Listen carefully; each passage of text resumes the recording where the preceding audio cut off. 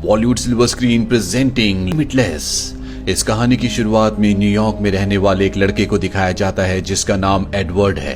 Edward एक writer बनना चाहता है, लेकिन चाहकर भी वो अपनी किताब नहीं लिख पा रहा होता। उसके अंदर मोटिवेशन की कमी होती है, उसके दिमाग में आइडियाज नहीं आ रहे होते, साथ ही वो अपने काम के लिए बहुत ज्यादा सीरियस फोकस्ड भी नहीं होता। इसी बात से उसकी गर्लफ्रेंड जिसका नाम लिंडा होता है, वो एडवर्ड से ब्रेकअप कर लेती है। एडवर्ड अपनी जिंदगी से परेशान है और एक दिन उसे अपना एक पुराना दोस्त मिलता है जो कि अब एक ड्रग डीलर बन चुका है। एडवर्ड उसे बताता है कि वो एक किताब लिखना चाहता है, लेकिन उसके माइंड में कोई भी आइडियाज नहीं आते।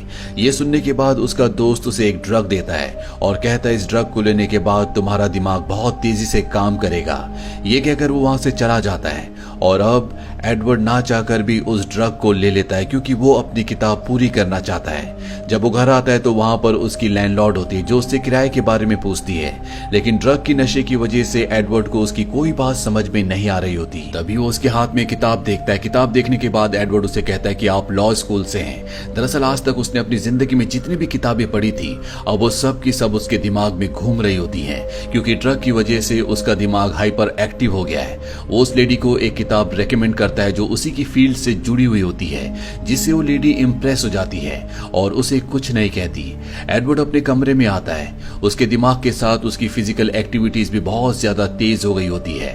वो अपने कमरे को जो पूरी तरह से मेस्ड अप होता है पूरी तरह से ठीक कर देता है और अब वो अपने लैपटॉप पर अपनी किताब लिखना शुरू करता है। उसके दिमाग में ज्ञान का भंडार है जो घूम रहा है। बचपन से लेकर अब तक उसने जो कुछ भी देखा होता है, जो भी एक्सपीरियंस किया होता है, वो सब कुछ उसके कॉन्शियस माइंड में होता है और वो लगातार लिखना शुरू करता है और एक ही दिन में वो अपनी किताब के 90 पेजेस लिख देता है, जो कि अपने आप में एक अनोखी बात है और ये सब कुछ उस ड्रग्स की वजह से हुआ होता है। अगली सुबह वो अपनी लिखी हुई किताब को पब्लिशर के पास ले जाता है और किताब को वहां छोड़कर घर आ जाता है। कुछ देर बाद उसे पब्लिशर का कॉल आता है और वो उसकी बहुत तारीफ करती है क्योंकि उसने बहुत ही अच्छा लिखा होता है।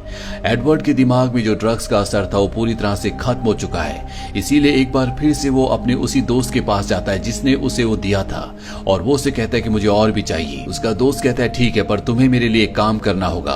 वो एडवर्ड को एक काम बताता है। एडवर्ड उस काम को कर देता है और जब वो वापस अपने दोस्त के अपार्टमेंट में आता है तो देखता है कि किसी ने उसे मार दिया। एडवर्ड पुलिस को यहाँ पर बुलाने से पहले ड्रग्स ढूंढ लेता है और इसके बाद वो पुलिस स्टेशन जाकर सब कुछ बता देता है।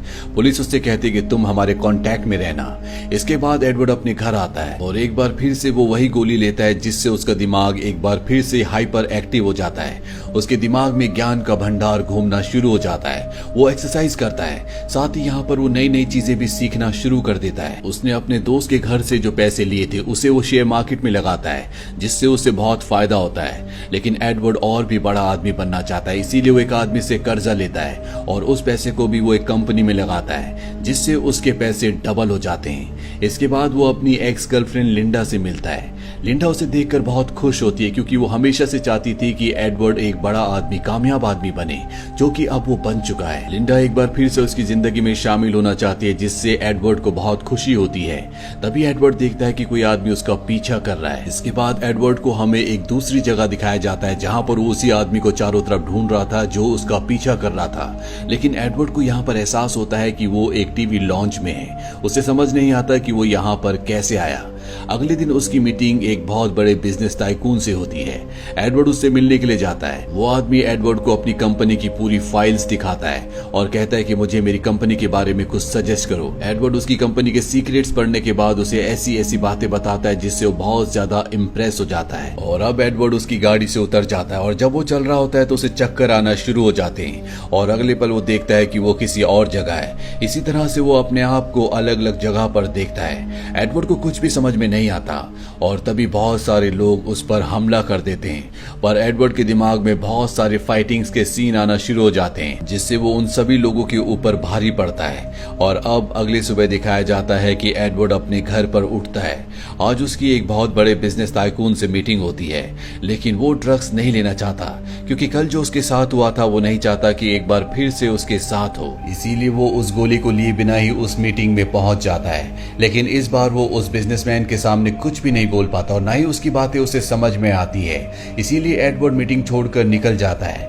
बाहर आती उसकी तबीयत खराब होना शुरू हो जाती है, इसीलिए वो अपने घर वापस आ जाता है, जहाँ पर उसे ड्रग डीलर की बहन का कॉल आता है। वो उसे अपने पास मिलने के लिए बुलाती है। यहाँ पर एडवर्ड के पास ड्रग डीलर की एक डायरी भी होती है जिसमें उसके सभी कस्टमर्स का नंबर होता है, और जब वो उन सभी कस्टमर्स को कॉल करता है तो उसे पता चलता है कि उन सब की मृत्यु हो चुकी है और उसमें से कुछ कोमा में है, यानी कि जो नशा वो ले रहा है वो बहुत ही ज्यादा खतरनाक है। अब वो उस ड्रग डीलर की बहन से मिलने के लिए जाता है, जहाँ पर वो एडवर्ड को बताती है कि जो तुम ले रहे हो कभी मैं भी इसे लिया करती थी। शुरू में इसे लेने से बहुत अच्छा लगता है, लेकिन ये बहुत ही खतरनाक है। मैं इसे छोड़ चुकी हूँ और अगर तुम्हें भी अपनी जिंदगी प्यारी है तो तुम्हें भी इसे धीरे धीरे छोड़ना होगा। अब एडवर्ड वहां से चला जाता है और अब एडवर्ड के पास वो आदमी आता है जिससे एडवर्ड ने पैसे उधार लिए थे। वो एडवर्ड से अपने पैसे मांगता है। तभी एडवर्ड की जेब से उसकी ड्रग्स नीचे गिर जाती है, जिसे वो आदमी उठा लेता है और एक गोली खा लेता है, जिससे उसे बहुत अच्छा लगता है। और अब वो एडवर्ड से कहता है कि मुझे मेरे पैसे नहीं चाहिए, बल्कि मुझे ये गोलियां दे दो। एडवर्ड के पास जितनी भी गोलियां होती है वो उस आदमी को दे देता है। बदले में वो आदमी एडवर्ड को पैसे भी देता है। इसके बाद एडवर्ड घर आ जाता है, जहाँ पर वो लिंडा को, जो कि अब उसकी एक बार फिर से गर्लफ्रेंड है, सब कुछ बता देता है कि कैसे उसने सब कुछ किया और कैसे उसका दिमाग इतना तेज हुआ था। वो लिंडा को बताता है कि वो ये सब कुछ एकदम से नहीं छोड़ सकता। लिंडा उसकी मदद करना चाहती है, इसीलिए वो एडवर्ड के लिए वो ड्रग्स लेने के लिए जाती है। और जब वो आ रही होती है तभी वो आदमी जो एडवर्ड का भी पीछा किया करता था उसके पीछे लग जाता है। लिंडा अपनी जान बचाने के लिए एक बार में चली जाती है। वो एडवर्ड को कॉल करती है। एडवर्ड उसे कहता है कि तुम एक गोली खा लो। लिंडा को अपनी जान बचाने के लिए एक गोली खानी पड़ती है, जिसके बाद उसका दिमाग बहुत तेज हो जाता है और वो उस आदमी से बचकर घर वापस आ जाती है, जहां पर लिंडा उससे अपने एक्सपीरियंसेस शेयर करती है। एडवर्ड उसे कहता है कि तुम्हें अब इसे दोबारा कभी नहीं लेना और मैं भी इसे जल्दी छोड़ दूंगा। यहाँ पर एडवर्ड के घर के बाहर उस आदमी के लोग आ चुके होते हैं, जिससे एडवर्ड ने पैसे उधार लिए थे और जिसे एडवर्ड ने ड्रग्स की गोलियां दी थी। दरअसल अब वो ड्रग्स की और भी ज्यादा डोज चाहते हैं। वहीं एडवर्ड एक बार फिर से वो ड्रग्स लेता है और उसी बिजनेसमैन से मीटिंग करने के लिए जाता है, जहां पर मीटिंग बहुत ज्यादा सक्सेसफुल होती है।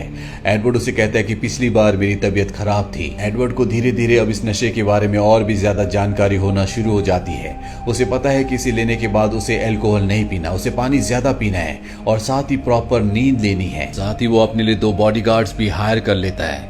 अब एक बार फिर से वो उसी बिजनेसमैन से मिलने जाता है, जहां वो बिजनेसमैन उसे बहुत सारे अलग अलग बिजनेसमैन से मिलाता है। यहाँ पर एक बहुत बड़ी मीटिंग होती है, जहां पर एडवर्ड सबको इम्प्रेस कर देता है, यानी कि अब वो बहुत जल्दी इन बड़े बड़े बिजनेसमैन, बिजनेस टाइकून के साथ मिलकर उन्हीं का हिस्सा बनने वाला है। एडवर्ड जब घर आता है तो देखता है कि उसका सारा सामान बिखरा हुआ है, यानी कि उसकी घर की किसी ने तलाशी ली है। एडवर्ड अब एक दूसरे घर में शिफ्ट हो जाता है, जहां का सिक्योरिटी सिस्टम बहुत ज्यादा स्ट्रांग होता है। इस कहानी की शुरुआत में जिस ड्रग डीलर का मर्डर हुआ था, उसके मर्डर के सिलसिले में एडवर्ड के पास पुलिस वाला आता है। दरअसल पुलिस को अब एडवर्ड पर शक है।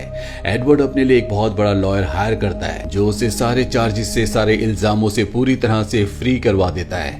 अब यहाँ पर एडी एक बार फिर से फाइनल मीटिंग के लिए जाता है, जो उसकी बड़े बड़े बिजनेस टाइकून के साथ होती है।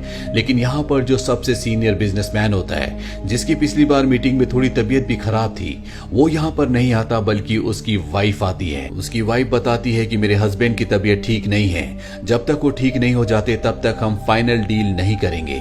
यहाँ पर इन सबको पता चलता है कि वो फिलहाल कोमा में चला गया है।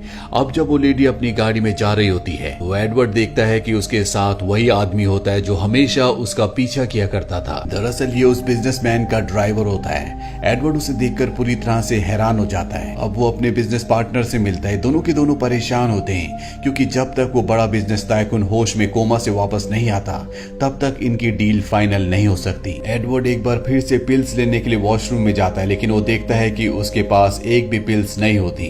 दरअसल उसकी पिल्स किसी ने चोरी कर ली, और ये चोरी की होती है उसके वकील ने, जिसने उसे केस से बाहर निकाला है।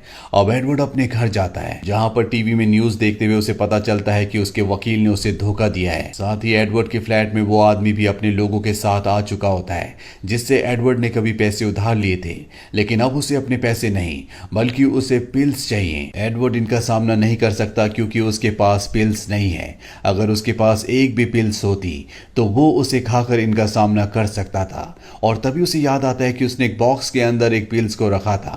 वो उस बॉक्स को ढूंढ लेता है, पर इससे पहले कि वो उसे खा पाता यहाँ पर वो आदमी आ जाता है।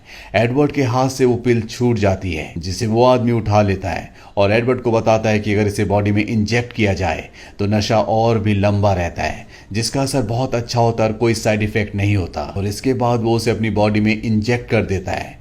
अब उसका दिमाग हाइपर एक्टिव हो चुका है, लेकिन इससे पहले कि वो कोई एक्शन लेता, एडवर्ड उसे मार देता है और उसके रक्त को, उसके ब्लड को चाट लेता है, जिससे उसका दिमाग एक बार फिर से एक्टिव हो जाता है, क्योंकि ब्लड से उसकी बॉडी के अंदर एक बार फिर से पिल्स का नशा जा चुका होता है और उसका दिमाग हाइपर एक्टिव हो चुका होता है, जिससे वो यहाँ पर सभी को मारकर इस जगह से निकल जाता है। इसके बाद वो उसी ड्राइवर से मिलने जाता है जो बार बार उसका पीछा किया करता था। वो एडवर्ड को बताता है कि मेरे बॉस जो कि कोमा में थे अब इस दुनिया में नहीं रहे, उनकी मृत्यु हो चुकी है। जो पिल्स तुम लिया करते थे वही पिल्स वो भी लेते थे, लेकिन अब उनके पास पिल्स नहीं बची थी, इसीलिए वो कोमा में चले गए। एडवर्ड उसे कहता है कि वकील तुम्हारे बॉस के लिए काम करता था, उसने मुझसे पिल्स चुराई थी, तो तुम्हारे बॉस को क्यों नहीं दी। दरअसल वकील ने उसके बॉस को धोखा दिया होता है और अब एडवर्ड और ये ड्राइवर दोनों के दोनों उस वकील के घर पहुंच जाते हैं, जहां पर ड्राइवर उस वकील को बांध देता है और एडवर्ड उसके घर से सभी पिल्स को हासिल कर लेता है। यहाँ से कहानी एक साल आगे जाती है, जहां पर दिखाया जाता है कि एडवर्ड की बुक अब पब्लिश होकर बहुत ज्यादा फेमस हो चुकी है। साथ ही वो सेनेटर के पद के लिए भी खड़ा होता है और यहाँ पर एडवर्ड का वो पुराना दोस्त जो कि उसका बिजनेस पार्टनर भी बन गया था, वो उससे मिलने के लिए आता है और कहता है कि मुझे पता है कि कैसे तुम सभी कामों को आसानी से कर लेते हो, कैसे तुम्हारा दिमाग हमेशा हाइपर एक्टिव रहता है।